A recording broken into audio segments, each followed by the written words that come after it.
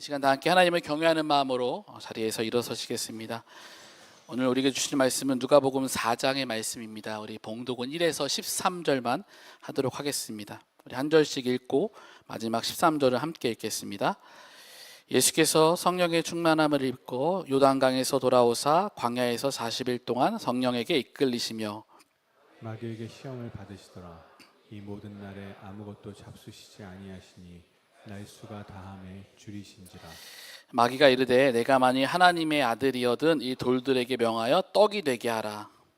예수께서 대답하시되 기록된 바 사람이 떡으로만 살 것이 아니라 하였느니라. 마귀가 또 예수를 이끌고 올라가서 순식간에 천하 만국을 보이며 이르되 이 모든 권위와 그 영광을 내가 네게 주리라. 이것은 내게 넘겨준 것이므로 내가 원하는 자에게 주노라. 그러므로 내가 만일 내게 절하면 다 내 것이 되리라. 예수께서 대답하여 이르시되 기록된 바 주 너의 하나님께 경배하고 다만 그를 섬기라 하였느니라. 또 이끌고 예루살렘으로 가서 성전 꼭대기에 세우고 이르되 내가 만일 하나님의 아들이어든 여기서 뛰어내리라. 기록되었으되 하나님이 너를 위하여 그 사자들을 명하사 너를 지키게 하시리라 하였고 또한 그들이 손으로 너를 받들어 내 발이 돌에 부딪히지 않게 하시리라 하였느니라. 예수께서 대답하여 이르시되 주 너의 하나님을 시험하지 말라 하였느니라. 함께 읽겠습니다. 마귀가 모든 시험을 다한 후에 얼마 동안 떠나니라. 아멘. 살아계신 하나님 말씀입니다. 다 함께 자리에 앉으시겠습니다. 우리 함께 옆에 있는 분들께 이렇게 또 인사합시다. 함께함이 기쁨입니다. 네, 함께함이 기쁨입니다. 네, 우리 이제 또 설 명절이 이제 시작되는데요. 우리 설 명절 또 기간 가운데서도 우리 주님과 함께 또 사랑하는 또 우리 가족들과 함께 하는 시간 되시기를 축복합니다. 우리 이렇게 한 번 더 인사했으면 좋겠습니다. 우리 지난주 말씀을 좀 기억하면서 네 글자 기억나시나요? 알순 네 쭉불. 우리 옆에 있는 분들께 인사하겠습니다. 알순 쭉불. 네, 점심 메뉴 아니고요. 우리 오늘 처음 오신 분들 뭐죠? 알맹이는 순종하고 뭐죠? 쭉정이는 불순종한다. 지금 처음 듣는 분들은 우리 지난주에 안 오신 분인 거죠. 자, 우리 한 주 동안 어떻게 알맹이의 삶, 특별히 또 회개의 열매를 맺는 삶을 사셨습니까? 회개의 세례가 세례 요한을 통하여서 예수님에게도 동일하게 전해집니다. 그리고 예수님이 이제 누가복음 4장 가운데 공생애를 시작하시는 이야기입니다. 4장 14절을 보시면요. 함께 읽을까요? 시작. 예수께서 성령의 능력으로 이제 14절 말씀으로 시작으로 이제 예수님의 공생애가 시작되는 건데요. 예수님께서 세례 요한에게 세례를 받으십니다. 그러면서 우리가 3장 후반절에 나오는 말씀을 보시면 21절 22절 보시면 백성이 이제 세례를 받을 때 예수님 세례를 받을 때 하늘문이 열리고 성령이 비둘기 같은 형체로 그 위에 강림하는 우리가 너무나 잘 알고 있는 성령 임재의 사건이 일어납니다. 예수 그리스도, 성령님, 우리 하나님이 삼위일체의 하나님의 이야기가 성경 구석구석 가운데 나오고 있는데 예수님께서도요 성령 충만하셨다는 것입니다. 예수님 존재 자체가 구원자이신데 제가 늘 말씀드리지만 그분은 인간의 모습으로 오셔서 우리와 같은 길을 걸어가시고 우리에게 먼저 그 길을 알려주시기 때문에 예수님도 성령 충만하시고 우리에게도 뭘 요청하시는 거냐? 성령 충만함을 요구하시는 것입니다. 근데 성령 충만 후에 예수님의 공생애가 시작된다는 것을 여러분들이 좀 잘 기억하셨으면 좋겠습니다. 성령 충만하지 않으면 예수님의 일이 시작될 수 없습니다. 성령 충만한 예수님. 그렇게 우리에게도 기대가 생기죠. 성령 충만할 때 이제 놀라운 예수님의 사건들이, 예수님의 일들이 시작되겠구나. 그런데 성령 충만한 예수님의 첫 행보가 우리의 고개를 갸웃하게 합니다. 오늘 읽은 4장 1절의 말씀을 보시면요, 예수께서 성령 충만함을 받으십니다. 근데 어디로 가시죠? 요단강에서 돌아오사 광야에서 40일 동안 성령에게 이끌리셨다라고 이야기합니다. 예수님이 성령 충만해서 가신 곳은 그 로마의 압제 가운데 있는 그 백성들을 구원하러 바로 가신 것이 아니라 박수와 환영의 자리가 아니라 사람의 인정의 자리가 아니라 성령께서 이끌리시는 광야로 나아갑니다. 우리 지난주에도 우리가 광야에 대한 이야기를 나눴는데요. 조금 다르죠. 우리가 광야 속에서 우리는 주님의 음성을 듣고 그 가운데서 주님의 하나님과의 친밀한 교제가 필요하다라고 이야기하는데 예수님이 가시는 광야는 다릅니다. 이미 성령 충만한 상태로 그 광야로 나아가시는 겁니다. 하나님의 사명을 받고 나아가는 거죠. 그리고 광야에서 어떠한 일이 벌어지냐? 4장 2절입니다. 함께 읽겠습니다. 시작. 마귀에게 시험을 받으시더라. 이 모든 날에 아무것도 잡수시지 아니하시니 날수가 다함에 줄이신지라. 우리가 잘 아는 마귀의 시험이 펼쳐집니다. 그런데 기억해야 될 것이 있습니다. 예수님이 누구에게 이끌려 광야로 가셨다 그랬죠? 성령에게 이끌려 광야로 가셨습니다. 그럼 지금 예수님은 누구의 보호 아래에 있는 겁니까? 성령님의 보호 아래에 있는 겁니다. 예수님을 지키시는 분이 성령님이십니다. 여러분 이것을 기억하고 오늘 말씀을 읽으셔야 합니다. 마귀에게 시험을 받죠. 마귀가 하는 일은 명확합니다. 영적으로 우리가 하나님께 가까이 가지 못하게 하는 일이 마귀가 하는 일이죠. 마귀를 우리는 디아블로스, 사단이라고도 하죠. 다 동일한 이야기죠. 다 마귀, 사단 다 그들이 하는 사명은 하나입니다. 하나님부터 우리를 멀어지게 하는 일, 더 나아가서 그분과의 관계를 끊어내는 일. 그럼 어떻게 해야 됩니까? 믿음을 잃어버리게 해야 됩니다. 우리가 믿음이 있기 때문에 이 자리에 앉아 있죠. 우리가 믿음이 있기 때문에 신앙생활을 합니다. 근데 마귀의 미션은 뭡니까? 하나님과 멀어지게 하고 그의 믿음을 희미하게 만드는 일입니다. 그래서 믿음을 마귀가 교묘하게 이용해서 하나님으로부터 돌아서게 하는 일을 하는 것이 마귀의 사명입니다. 에덴 동산에서부터 태초부터 마귀는 그 일을 행하였습니다. 그 사단의 수법을요 예수님께서 먼저 보여주시고 계시는 겁니다. 어떤 시험이 펼쳐질까요? 마귀가 가장 공격하기 좋은 것이 무엇이냐면요, 함께 고백해 볼까요? 절박한 것. 마귀에게 있어서 가장 좋은 먹이는 뭐냐? 우리에게 있어서 가장 절박한 것을 이용합니다. 영적인 하나님과의 교제를 끊기 가장 좋은 방법이죠. 하나님으로 만족하고 우리가 예수로 살겠다라고 막 찬양을 했지만 우리 삶 가운데 실제적인 그 절박함을 우리 하나님도 물론 아시지만 마귀도 알아요. 그러니까 그것을 가지고 교묘하게 우리에게 시험을 거는 거죠. 하나님보다 더 좋은 걸 제안합니다. 지금 네 그게 뭐냐? 너에게 지금 필요한 게 그게 맞냐? 너에게 지금 말씀이 필요한 게 맞아? 영적인 그 시간이 필요한 게 맞아? 아니야. 너에게 지금 이게 더 절박하잖아. 너에게 지금 재정이 더 필요하고, 너에게 지금 어떠한 이성과의 관계가 필요하고, 너에게 성공이 필요하고, 너에게 그 지금 네가 상사에게 인정받는 그것이 필요하고, 그것들이 너에게 더 필요하지. 지금 너가 이렇게 영적인 생활을 하는 게 맞아? 라고 마귀는 우리에게 되묻죠. 마귀는요 끊임없이 우리 안에 그러한 간절한 것, 절박한 것, 필요한 것을 이용해서 하나님과의 영적인 교제를 끊고자 합니다. 지금 예수님은 40일 동안 금식하시며 식음을 전폐하신 상황입니다. 그럼 지금 예수님에게 가장 필요한 것은 무엇일까요? 음식입니다. 4장 3절 4절 보시면요, 마귀가 그걸 잘 아는 거죠. 지금 예수님에게 필요한 것이 음식이니까 뭐라고 말합니까? 함께 읽겠습니다. 시작. 마귀가 이르되 내가 만일,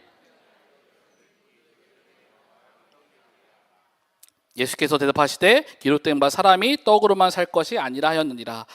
마귀의 질문과 예수님의 대답입니다. 예수님의 절박한 것을 잘 알고 예수님을 시험합니다. 예수님의 정체도 알아요. 야, 너 하나님의 아들이라며? 그러면 너에게 엄청난 능력이 있을 텐데, 전지전능한 능력이 있을 텐데 이 돌들에게 명령해서 떡이 되게 하면 되지 않냐? 그러면 이 배고픔을 지금 너가 채울 수 있지 않냐? 왜 그렇게까지 금식을 하냐? 라고 이야기하는 겁니다. 왜 굶어? 그런 능력이 있는데. 여러분들 가운데도 이러한 속삭임이 많죠? 야, 왜 너 그렇게 살아? 너가 그렇게 하지 않아도 되는데. 여러분, 사단은요 우리를 시험할 때 우리를 설득하는데 그 방법은 의외로 단순합니다.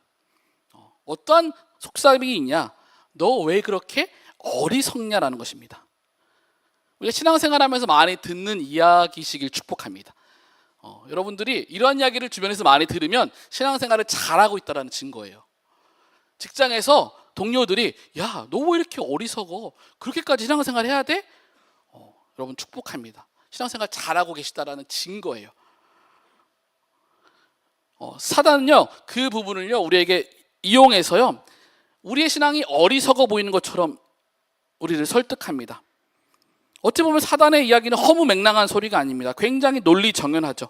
우리의 마음을 너무 잘 알아요. 우리의 절박함을 너무나 잘 알고 달콤한 목소리로 우리에게 속삭입니다. 그렇게 살지 않아도 되는데 왜 그렇게 사냐? 우리가 다윗공동체 분들이 우리 30대 40대 이 시간을 걸어가면서 많이 듣는 마음과 이야기도 그렇잖아요. 야, 왜 그렇게 너 그렇게까지 사냐? 근데 여러분 우리 가운데 명확한 분별이 있어야 됩니다. 우리가 정말 하나님이 분명히 인도해서 사시는 삶도 있을 거고 그 반대로 정말 내가 살고 싶어서 이 사단의 속삭임에 속아서 그렇게 길을 걸어가는 분도 있을 수 있을 것입니다. 때로는 우리가 시험에 들고 때로가 우리가 죄를 지으면서 우리는 하나님도 이해하실 거야. 돌아보면 이 사단의 이야기가 너무나 맞는 것과 같은 마음이 들 때도 있습니다. 절박함은 우리의 영적인 시야를 좁힙니다. 에덴 동산에서부터 사단은 그 일을 가지고 아담과 하와를 흔들죠. 하와에게 먼저 가서 야 선악과의 열매 정말 먹으면 죽는데 야 니네 밝아질 수 있어 한번 먹어봐. 하나님이 그냥 하는 소리야. 정말 죽겠어? 하나님이 너희들 사랑하셔서 지으셨는데 그럴싸하죠. 그러니까 한번 먹어보는 거죠. 죽나 안 죽나? 안 죽어요. 진짜 눈이 밝아져요. 근데 그들의 영이 죽어버린 겁니다. 이럴 때 우리나라 사람들이 하는 말이 있죠. 하나는 알고 둘은 모른다. 굉장히 논리적인 사단의 교묘한 이야기가 하나는 알고요 둘은 모르는 이야기라는 것입니다. 눈앞에 이익만 알고 그 이익이 왔을 때 오는 결과를 모른다라고 하는 것입니다. 사단은 우리에게 굉장히 절박한 것, 필요한 것으로 우리를 시험하고 유혹합니다. 그리고 그는 그 시험에 넘어질 때가 있죠. 저는 목회자의 자녀로 살면서 저에게 있어서 절박했던 것들이 많이 있었습니다. 학창 시절에 시골교회 목사님이다 보니까 어떻게 많은 것들을 저에게 해주실 수 없었겠죠, 아버지께서. 근데 제가 이제 학창 시절 중학교 때 너무나 절박했던 거가 있었습니다. 뭘까요? 성적이었을까요? 교우관계였을까요? 나름대로 그때 이제 공부를 잘하긴 했는데 정말 절박했던 게 뭐냐면 메이커였습니다. 메이커를 너무 사고 싶었어요. 아버지가 맨날 시장에서 가짜를 사다 주시는 거예요. 이미테이션을. 그래서 이렇게 설날이 다가오면 이제 이렇게 세뱃돈을 막 용돈을 받죠. 그래서 제가 마음을 먹고 야 내가 메이커를 내가 한번 사보고 만다라고 해서 열심히 용돈을 모아서 메이커를 살 수 있는 금액을 모았습니다. 그때 유행했던 게 뭐냐면 공감 잘 모르시는 분도 있을 텐데 그 이제 교복 입을 때 그 벨트가 있어요. 벨트랑 그 하얀 색깔 단화가 유행했어요. 근데 아무거나 하면 안 되고요. 이름을 말해도 될지 모르겠지만 라코스테랑 필라라고 하는 메이커가 있었어요. 지금도 있죠. 그래서 친구들이 그게 그 유행이었어요. 그 흰 색깔 하얀 필라 단화를 신은 아이들을 보면 너무 부러운 거예요. 나이키는 아니에요. 저는 나이키 약간 여주영 목사님 옛날 나이키 얘기하시던데 저는 나이키 그 다음 이제 필라 단화가 유행할 때 그게 너무나 사고 싶은 거예요. 그래서 돈을 열심히 모아서 친구들과 그걸 사러 갑니다. 그냥 살 수도 없어요. 시골이기 때문에 버스를 타고 그 읍내에 나가서 읍내에서 버스를 타고 인천 부평을 가요. 부평에 가면은 그 문화의 거리라고 있어요. 그럼 거기에 신세계가 펼쳐져 있어요. 제가 그렇게 절박한 메이커가 다 있어요. 그럼 가서 이제 그 메이커를 둘러보고 그걸 삽니다. 제가 말했죠. 하나만 알고 둘을 모르는 인생. 그거 사면은 되게 행복할 줄 알았어요. 근데 그 메이커를 사니까 어때요? 또 다른 게 눈에 들어오는 거예요. 그래서 고등학교 가서는 제가 이제 휴대폰을 처음 고등학교 때 샀는데 갑자기 이제 친구들이 이제 휴대폰이 눈이 들어오는 거예요. 없어도 괜찮은데 그때 이제 휴대폰이 흑백에서 칼라 그래서 16비트인가 이래서 그 벨소리가 40팜 이런 딱 시대였어요. 뭔지 아시죠? 그래서 아버지께 졸라서 아버지가 삼성은 못 사주셨고 스카이라고 아세요? It's different 아세요? 네. 스카이를 샀습니다. 와, 핸드폰을 사니까 나의 절박함이 다 채워주니까 저는 되게 행복할 줄 알았어요. 근데 뭐예요? 또 다른 게 이게 무한 반복인 겁니다. 계속 반복되는 거예요. 그래서 하나님께서 저를 이렇게 여러 가지 재정의 훈련을 시키셨는데 그것만 있으면 내 인생이 더 좋아질 것 같고 더 행복할 줄 알았는데 그걸 소유하게 되면서 나타나는 또 다른 문제들, 또 다른 시험들이 제 삶 가운데 있습니다. 그리고 가장 우리에 있어서 영적인 시험 가운데 문제는 뭐냐면요, 그 일로 인하여서 우리가 그 결핍한 것들을 채우는 삶으로 인하여서 하나님과의 관계가 끊어지는 순간들이 있다는 거예요. 다윗 공동체 많은 분들이 신방하다 보면 많은 분들이 20대 때 하나님과의 좀 멀어졌던 시간들이 있으시더라고요. 근데 이유를 들어보면은 진짜 여러 가지 절박한 이유들이 있어요. 가정의 가장으로서 정말 재정적으로 일을 해야 되고, 정말 주 7일을 일해야 돼가지고 어쩔 수 없이 신앙생활을 멈추셨던 분들도 있고요. 또 때로는 20대 때 어떤 사고로 인하여서 하나님을 떠나셨던 분도 있고, 때로는 20대 때 여러분 대부분 이렇게 좀 방황하면서 하나님이 아닌 또 다른 것들로 그 체험해서 삶을 사시고다가 이렇게 다시 또 신앙의 자리로 돌아오신 분들이 계십니다. 그분들은 잘 알 거예요. 우리가 하나만 알고 둘은 모르는 인생이 얼마나 비참한지. 그러한 인생은요, 하나님과의 관계를 단절시켜 버립니다. 사단은 이야기하는 거죠. 야, 40일 굶주리는 바보가 어디 있냐? 너에게는 그러한 능력이 있는데 왜 굶주려? 근데 예수님의 방식을 우리는 잘 기억해야 됩니다. 시험을 이기는 예수님의 방식이 무엇입니까? 예수님은요, 오늘 말씀을 통하여서 시험을 이길 수 있는 그 방법을 명확하게 설명하십니다. 오늘의 결론인데요, 함께 고백해 볼까요? 시험을 이기는 가장 강력한 힘은, 나오네요, 정체성을 확인하라. 누가복음 4장 4절 말씀 보시면요, 함께 읽을까요? 시작. 예수께서 대답하실 때 기록된 바 사람이 떡으로만 살 것이 아니라. 우리의 정체성에 대한 이야기입니다. 이것은, 이 떡은요, 신명기 때의 그 이스라엘 백성들이 그 만나를 받던 그 때를 의미하는 것입니다. 뭐예요? 야, 너의 존재는 떡으로 사는 존재가 아니야. 너의 정체성은 떡에 있지 아니하고 어디에 있다? 하나님의 말씀에 있다. 우리 마태복음 4장 4절에 보면은요, 누가복음에 생략되어 있는데 하나님 말씀하죠. 우리는 하나님의 입으로부터 나오는 모든 말씀으로부터 산다라고 예수님께서 이야기하십니다. 그러니까 떡의 적고 많음이 너의 정체성을 결정하는 게 아니라는 거예요. 현태야, 너가 필라 다나를 신고 그 벨트를 하는 게 너의 정체성에 있지 않다라는 거 하나님 말씀하시는거든요. 근데 그때 저는 몰랐죠. 그게 저의 정체성 같았고, 그렇게 그걸 가지고 있어야 내가 뭔가 인정받는 사람이 된 것 같고, 내가 정말 어떤 사람이 된 것 같은 그런 어리석음. 마찬가지입니다. 여러분, 예수님께서 이 이야기를 통해서 우리에게 말씀하시는 것은 무엇이냐? 우리가 정체성을 확인하며 나아갈 때 그러한 모든 시험을 이길 수 있다라고 하는 것입니다. 근데 중요한 것은 무엇이냐? 사람이 떡으로 사는 존재가 아니라 어떤 걸로 산다 그랬죠? 입에서 나오는 하나님의 말씀. 그럼 뭐예요? 우리의 정체성은 어디에 있다? 하나님의 말씀에 있는 줄로 믿습니다. 여러분들의 귓가에 교묘하게 들리는 그 사단의 소리, 사단의 목소리 앞에 우리가 하나님의 자녀, 성경에는 분명하게 이야기하고 있잖아요. 우리는 하나님의 자녀다. 하나님의 사랑받는 그 자녀의 정체성으로 그 모든 사단의 교묘한 속삭임을 이기는 저와 여러분들 되시길 주님의 이름으로 축복합니다. 사단은 계속 예수님을 시험하죠. 5절 7절 보시면요, 같이 읽을까요? 시작. 마귀가 또 예수를 이끌고 올라가서 순식간에 내가 내게 주리라. 이것을 내게 넘겨준 것이므로 내가 원하는 자에게 주노라. 그러므로 내가 만일 내게 절하면 다 내 것이 되리라. 또 시험을 주는데 어떠한 시험이냐? 사단이 그 예수님을 높은 곳으로 데려 천하 만국을 보여줍니다. 그러면서 이거 다 너에게 줄게. 근데 조건이 있죠. 너가 나에게 절하면. 더 큰 거 가져왔어요. 근데 여기서 잘 알아야 될 것이 뭐냐면요, 사단도 이렇게 세상의 모든 걸 줄 수 있는 능력이 있습니다. 공중의 권세 잡은 게 사단이잖아요. 그러니까 여러분, 예수 믿지 않는 사람들의 성공과 부를 부러워할 필요가 없습니다. 그들이 많은 것을 가지고 많은 것을 있는 것 같죠? 하나님이 주신 것이 아니면요, 사단이 준 것이면요, 여러분, 그 결론은 말씀드리지 않아도 알 것입니다. 사단이 그런 존재라는 거예요. 우리에게 그런 걸 줄 수 있는 존재. 근데 조건이 있어요. 뭐예요? 네가 내게 절하면. 이건 뭐예요? 너의 영혼을 나에게 팔면. 우리가 기억해야 될 게, 내가 만일 내게 절한다라는 것은 뭐냐? 너의 영혼을 나에게 넘기라는 겁니다. 그냥 굴욕을 주기 위한 게 아니에요. 너의 영혼을 나에게 넘기면 내가 이 천하 만민국에 있는 모든 걸 너에게 줄게. 너의 인생의 주도권을 누구에게 달라? 나에게 달라. 사단이 이야기하는 거예요.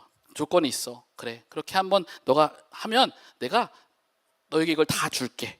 근데 조건은 너의 인생의 주도권은 이제 나에게 있는 거야.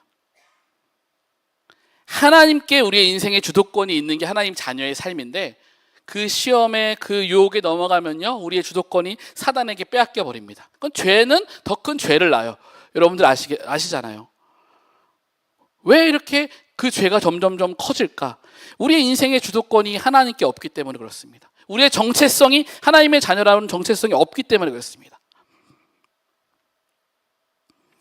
사랑하는 여러분, 하나님의 자녀라는 정체성이 아닌 이 마귀의 자녀로 살자라고 하는 이 이야기, 얼마나 끔찍하고 무서운 이야기입니까? 그 세상에 좋아 보이고 그것만 있으면 다 될 것 같은 그것을 위해서 우리의 영혼을 팔면 안 되죠. 근데 여러분 주변을 보세요. 그거 넘겨받기 위해서 영혼을 판 사람들이 한둘이 아닙니다. 그걸 얻을 수만 있다면, 그 자리에 설 수만 있다면 영혼까지 넘기는 게 우리의 존재라는 거예요. 성경이 우리에게 그것을 보여주는 거예요. 물론 이 자리에는 그런 분들 안 계시겠죠. 여러분들 근데 사회생활 해보세요. 야, 저렇게까지 해서 성공해야 될까? 영혼까지 다 파는 겁니다. 거기 안에는 거짓과 술수와 그 사단의 모든 교묘한 방법이 다 들어갑니다. 그 죄성, 이것은 인간의 죄성입니다. 그러나 우리가 그 사람의 손가락질 할 일은 하나도 없습니다. 우리 자체가 그렇게 지어진 존재입니다. 그 죄성을 너무나 잘 보여주는 게 구약의 에서입니다. 에서가 장자권을 얼마에 팔죠? 팥죽 한 그릇. 에서에게 있어서 지금 절박한 것은 팥죽 한 그릇이었던 거예요. 야, 그 장자권이 뭘 나에게 있어서 뭐 하겠어. 근데 그것을 팔아 넘깁니다. 그러니까 어떻게 보면 굉장히 합리적인 선택처럼 보여요. 그런데 그것은 자기 정체성을 판 거예요. 하나님이 장자라고 하는 정체성을 주셨는데 그걸 판 거예요. 하나님이 우리에게 하나님의 자녀라고 하는 정체성을 주셨는데, 여러분, 우리가 그것을 팔 수 있다는 겁니다. 여러분, 얼마나 무서운 이야기입니까? 결국 에서는 그 엄청난 잘못된 선택으로 인하여서 에서에서 에돔의 족속들이 나오죠. 그리고 시간이 지나면서 그곳에서 뭐가 나와요? 이제 우리가 잘 아는 이슬람, 무슬림이 거기서 나온 거 아닙니까? 에서가 그 선택을 해서 그 무슬림이 지금 얼마나 우리 한국 사회 가운데도 문제입니까? 하나님을 대적하는 길. 그냥 문제가 아니라 어떤 문제요? 무슬림이 왜 문제입니까? 하나님을 대적하는 거예요. 크리스찬들을 학대하고 공격하고 죽이고. 여러분, 한순간의 선택이 야곱과 에서에게 너무나 다른 길을 가지고 왔습니다. 여러분들, 야곱의 길을 가시겠습니까? 에서의 길을 가시겠습니까? 이 모든 시험에 넘어짐의 원인은요, 자기 정체성이 어디에 속해 있는지를 모르기 때문에 그렇습니다. 저는 목사인 게 한편으로 감사한 게, 제 정체성이 그래도 목사이기 때문에, 어린 시절 저는 목사의 아들이라는 게 너무 싫었어요. 사람들이 저를 볼 때 목사님의 아들이라는 그 정체성이 너무 싫었어요. 근데 시간을 지나서 돌이켜 보니까 그 정체성이 저에게 있었기 때문에 그 정체성이 저를 지켜준 거예요. 친구들이랑 같이 나쁜 짓 하러 가도 그 앞에 섰을 때 그냥 제 마음에 그래도 야, 내가 목사 아들인데 이건 하면 안 될 것 같아, 이 마음이 드는 거예요. 여러분, 마찬가지. 여러분, 우리가 그리스도인이잖아요. 그 정체성을 가지고 살아가는 분들은요, 어떤 시험과 어떤 유혹 앞에 섰을 때 그런 마음이 들어요. 야, 내가 그래도 선한 목자교회, 우리 기독교 대한감리교회에서 그래도 가장 정말 좋은 교회, 가장 정말 선한 교회를 다니는 내가 그 교회의 선도인데, 내가 그 교회의 목자인데, 내가 그 교회의 예배팀인데, 내가 그 교회의 안내팀이고 방송 섬기는 팀원이고 내가 초원직인데, 야, 내가 이렇게 사는 게 맞나? 이렇게 해도 되나? 이 마음이 들잖아요. 여러분, 그 정체성이 우리를 지켜준다라는 것입니다. 자, 여러분들의 정체성을 확인하십시오. 하나님의 형상과 모양이라는 정체성, 우리가 하나님의 자녀, 예수님의 사람이라고 하는 정체성이 있다면요, 그 정체성을 팥죽 한 그릇에 넘기지 않습니다.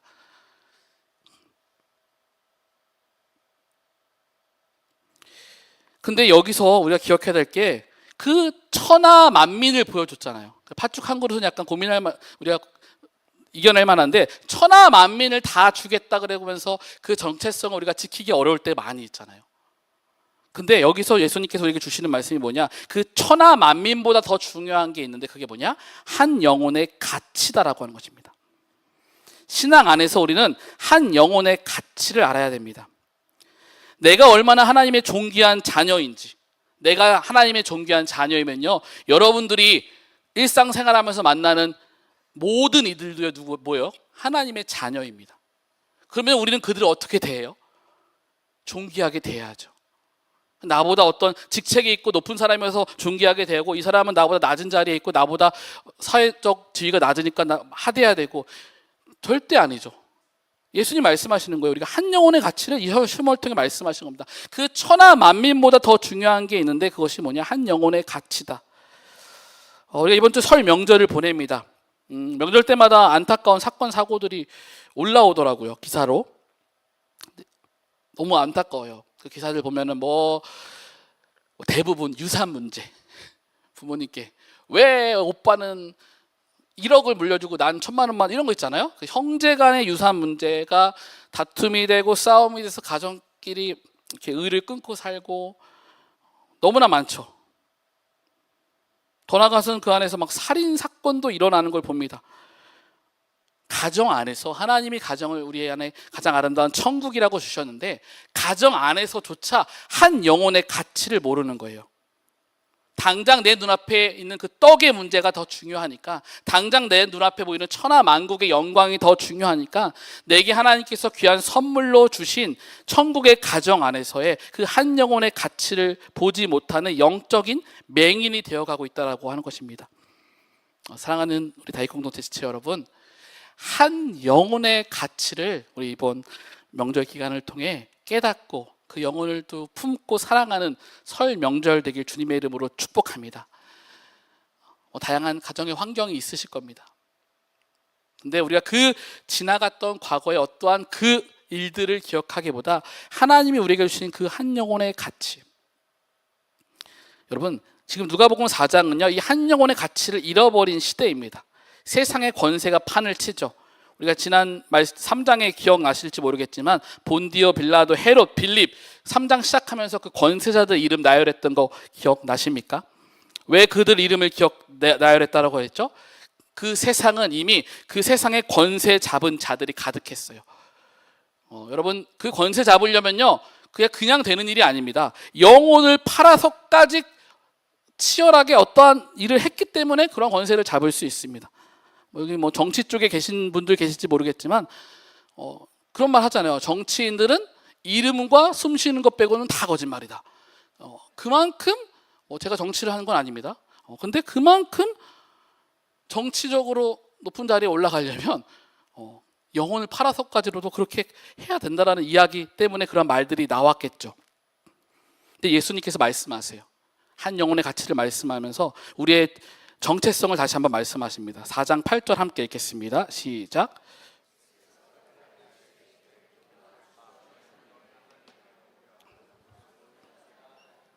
주 너의 하나님께만 경배하고 그를 섬기라. 우리가 절하고 예배하고 엎드려야 할 분 뭐죠? 오직 예수 그리스도 하나님 한 분이시다라고 하는 고백입니다. 우리의 정체성이요 뭐다? 하나님께 예배하도록 우리는 만들어진 존재인 줄로 믿습니다. 다른 걸 원하시는 게 아닙니다. 사랑하는 아들아, 사랑하는 딸아, 너의 정체성은 넌 나의 딸이고 나의 아들인데 나에게 예배하는 예배자의 삶을 살아가라라고 말씀하시는 겁니다. 시험을 이기시는 그 고백이 여기에서 나오는 겁니다. 이 말씀들이요 다 예수님이요 신명기의 말씀을 인용해서 하시는 거예요.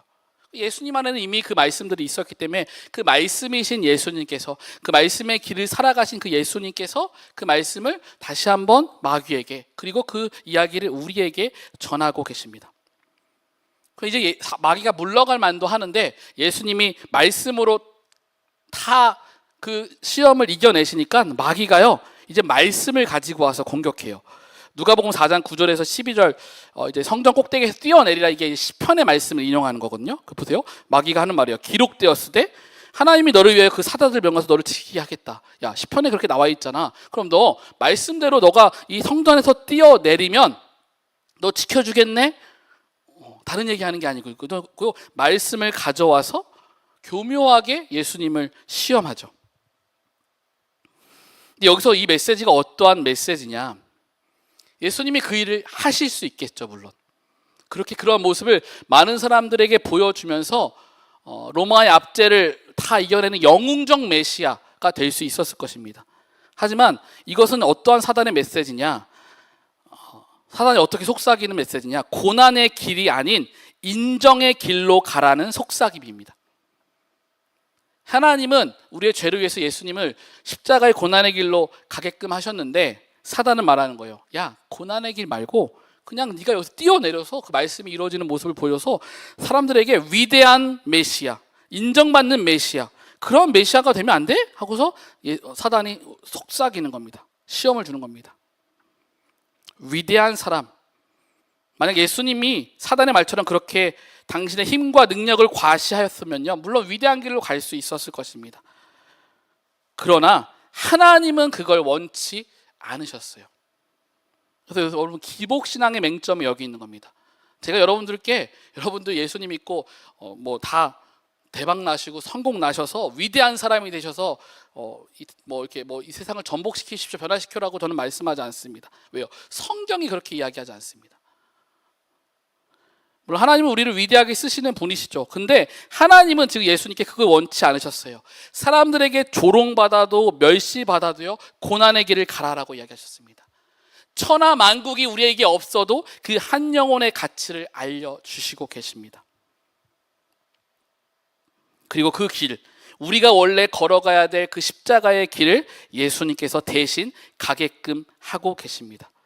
여러분, 사단의 이 시험은요, 우리를 교묘하게 우리의 정체성과 우리가 가야 할 길을 헷갈리게 하는 시험입니다. 그렇기 때문에 예수님께서 오늘 말씀을 통해 명확하게 보여주시는 거예요. 우리의 정체성을 확인하는 일이 중요하다라고 하는 거. 그리고 위대한 사람이 되기보다 예수님을 닮은 그 고난의 길, 그 시험의 길이 하나님이 주시는 축복의 길임을 우리에게 이야기하고 있습니다. 사랑하는 여러분, 오늘의 말씀이요, 예수 그리스도 믿고 살아가는 우리들에게 하나님이 주시는 시험을 이기는 매뉴얼 중에 하나입니다. 절박한 문제가 있을 때, 그때 시험이 다가오죠. 여러분, 지금 이 자리 가운데도 절박한 문제가 있으신 분 계실 겁니다. 그때 우리가 해야 할 일이 뭐라고 그랬죠? 하나님 앞에서 우리는 하나님의 사랑받는 자녀다라고 하는 정체성을 확인하는 저와 여러분 되시기를 축복합니다. 무엇인가 절박한 일이 있으십니까? 하나님 앞에 나와 예배의 자리에 나와 여러분들 정체성을 확인하시기 바랍니다. 그리고 그 정체성은요, 영적인 능력을 받는 통로입니다. 예수님께서 공생애를 시작하시기 전 사단의 시험은 여전히 이 세상에 강력한 영적인 전쟁이 있다라고 이야기합니다. 오늘 마지막 절에 보면요, 그 모든 것을 예수님께서 말씀으로 이기실 때 마귀가 떠나가요. 근데 어떻게 나와 있냐? 13절 보시면요, 마귀가 모든 시험을 다한 후에 얼마 동안 떠나가니라. 그러니까 그 시험이 끝난 게 아니에요. 이미 우리의 죄는 예수 그리스도의 십자가로부터 자유케 됐지만 여전히 마귀, 공주의 권세 잡은 자는요, 잠시 떠나간 것 같지만 우는 사자와 같이 우리를 넘어뜨릴, 우리의 정체성을 흔들, 우리가 하나님이 주인이 아니라 우리가 그 마귀의 종로로 타듯 우리를 유혹한다라고 하는 것입니다. 이때 우리가 분명하게 선포해야 되는 것은요, 이 모든 영적 전쟁이 하나님께 속하여 있다라고 하는 선포인 줄로 믿습니다. 우리의 힘으로 싸울 수가 없습니다. 여러분, 예수님도 예수님의 힘으로 싸운 게 아니에요. 아까 말씀드렸죠? 성령님께 이끌리어서 가셨다라고 말씀드렸습니다. 그러니까 우리도 성령님께 이끌리어서 여러분들의 모든 영적 전쟁 가운데 승리하실 줄로 믿습니다. 사랑하는 여러분, 우리가 하나님의 자녀라고 하는 이 정체성을 믿는 그 믿음이요, 명절 기간을 지내면서 또 우리 다윗 공동체에서 신앙생활을 하면서 더 굳건해지고 더 깊어지는 저와 여러분들 되시길 주님의 이름으로 축복합니다. 하나님을 시험하지 말라라고 하는 이 예수님의 선포가 우리의 선포가 되기를 소망합니다. 종교개혁자 마틴 루터는요, 사단의 공격을 받을 때마다 이렇게 외쳤다고 합니다. 나는 세례받은 하나님의 자녀다. 자, 우리 옆에 분들께 그냥 한번 이렇게 고백해 볼까요? 나는 세례 안 받으셨으면 죄송한데 이렇게 합시다. 나는 하나님의 자녀다. 예, 웃으시면서 나는 하나님의 자녀다. 우리 옆에 있는 분도 그럼 뭐예요? 하나님의 자녀입니다. 그 한 영혼의 가치. 우리 다윗 공동체 한 분 한 분이요. 제가 지난번에 이제 별이라고 말씀드렸는데 그 여러분들의 그 한 분 한 분 정말 반짝반짝 빛나는 그 별의 우리 정체성이요. 어떤 세상의 성공과 세상의 어떠한 빛나는 것에 있는 것이 아니라 이 하나님의 자녀라고 하는 그 정체성이 우리를 빛나게 하고 우리를 시험 가운데 이기게 할 줄로 믿습니다. 사랑하는 여러분, 이 정체성을 또 이번 명절 기간 동안 확인하기 참 좋은 기간이에요. 우리의 분주한 일상을 내려놓고 우리 명절 기간 가운데도 일하는 분도 계시겠지만 조금 우리가 그런 혼자만의 시간을 또 보내는 시간들이 많이 계실 텐데 그 시간이 정말 내가 하나님의 자녀라고 하는 정체성을 확인하고 더 나아가서 내가 그 하나님의 자녀로서 앞으로 살아갈 믿음의 고백들이 또 일어나는 설 명절 되시기를 주님의 이름으로 축원합니다.